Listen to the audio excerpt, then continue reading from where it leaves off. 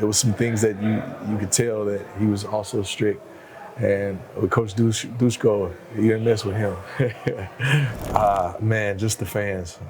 Playing with Pana, you see how it is over here. And I've played a lot of places, but like I said, the fans here in the Greek League, especially with those teams, it's amazing. Jeremy, thank you for being here with us in Eurohoops.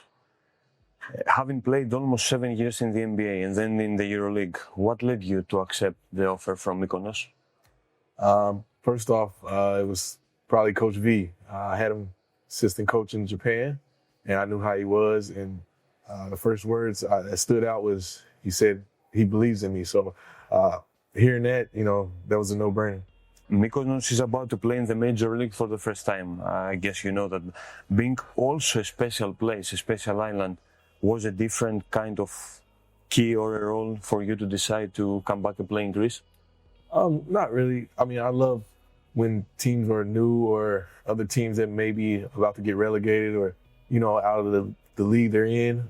Just because when I join that team, that's my goal, is to help them do whatever they need to do to stay relevant or, be a powerhouse in that league. What keeps you thirsty and competitive in this stage of your life and career?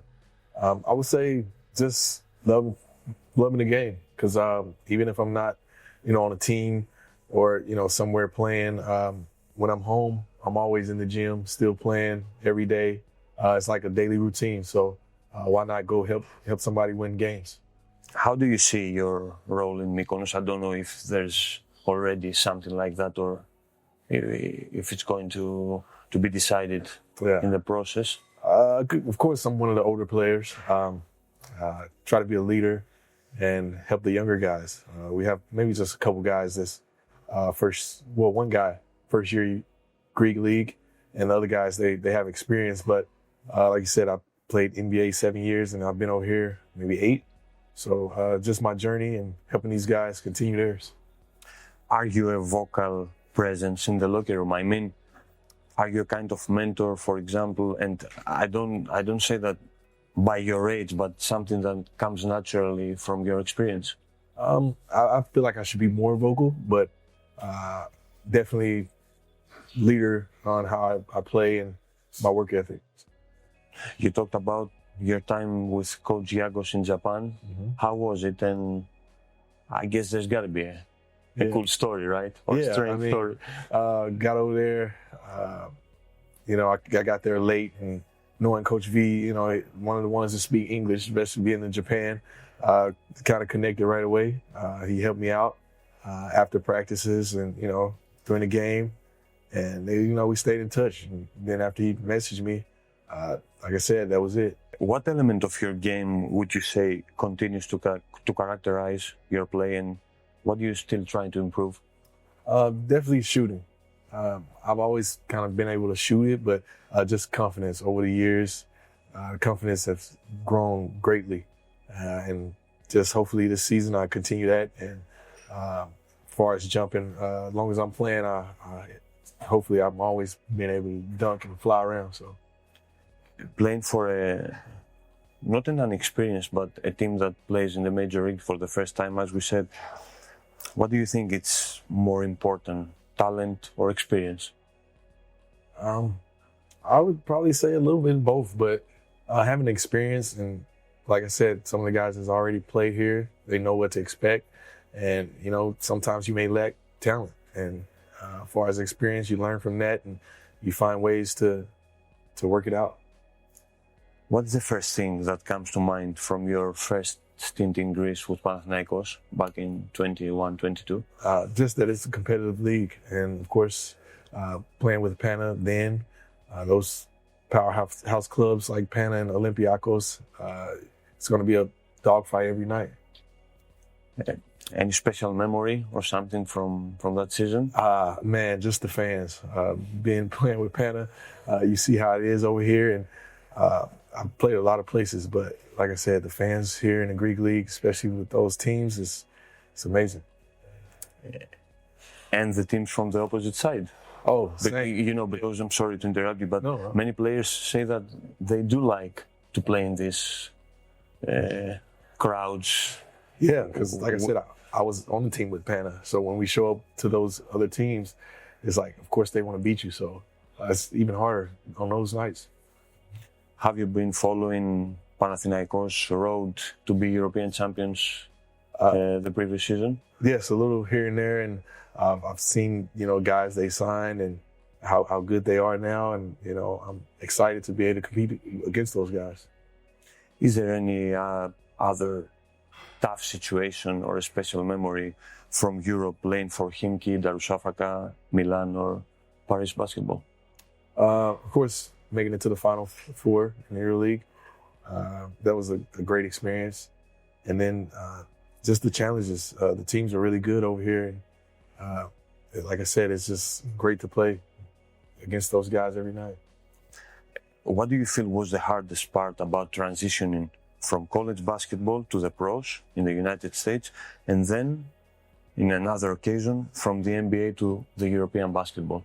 Well, I guess to start, I'll never forget from college to the pros, the size of the players. You go from college, I was probably like 187, and then you get to the pros, you have these NBA guys that are probably almost twice my size and weigh 100 pounds more, and how fast they move and just the skill level. And then from NBA to overseas, I feel like here it's a lot more team basketball. And of course, for me, the 3 seconds in the lane, that was a big change. And then also, I'm still getting used to where you can tip the ball when it's on the rim, once it's live. So, yeah.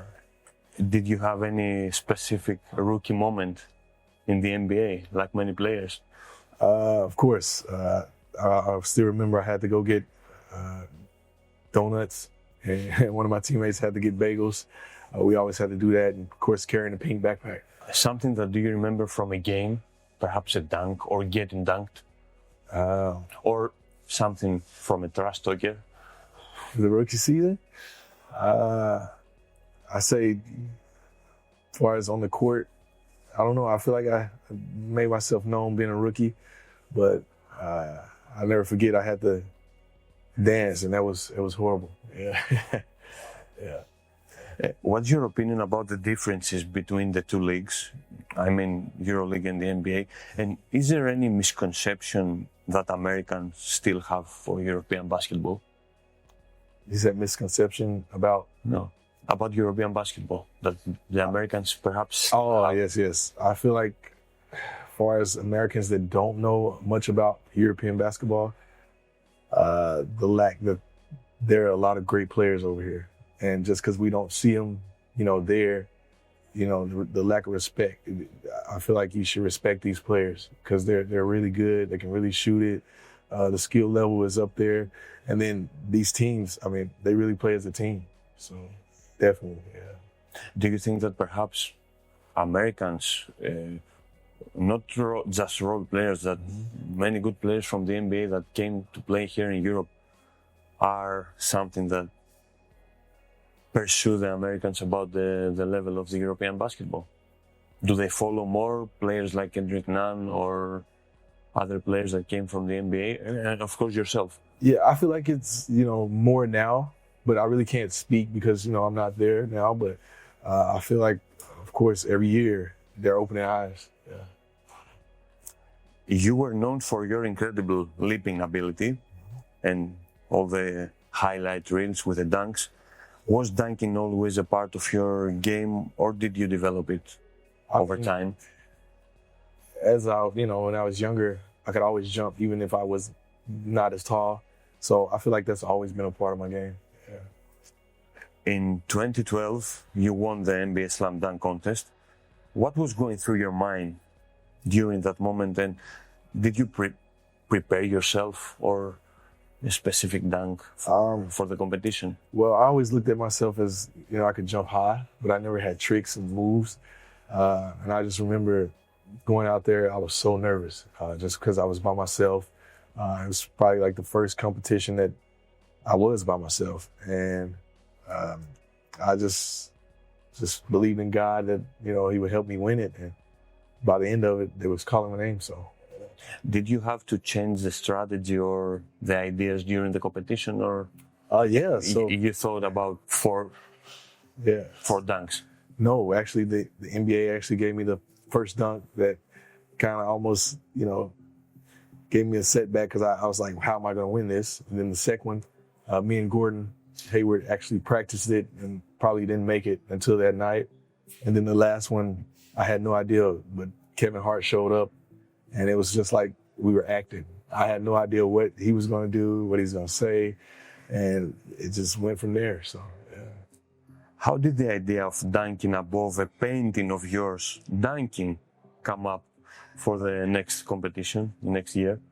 I had one of the guys on the staff with the Jazz. He helped me out with that dunk. So, and of course, being a good painter, I said, why not try it? And I actually completed the painting in the hotel during that week. I had no idea still what dunk I was going to do. Is there any new dunker that you have noticed or you like? From the NBA or Europe? Not really. I mean, so many young guys that I watch now, it's incredible the things they do. So, it's a lot of them that just no standout, but yeah. Is there a dunk or a play that you wish you could have pulled off, but you didn't? I always remember it was one game we were playing, it was against Dwight Howard, and I went up to dunk it, and I barely missed it, and it was so close. I know he said something after the play, but I was right there and I almost had him. Yeah.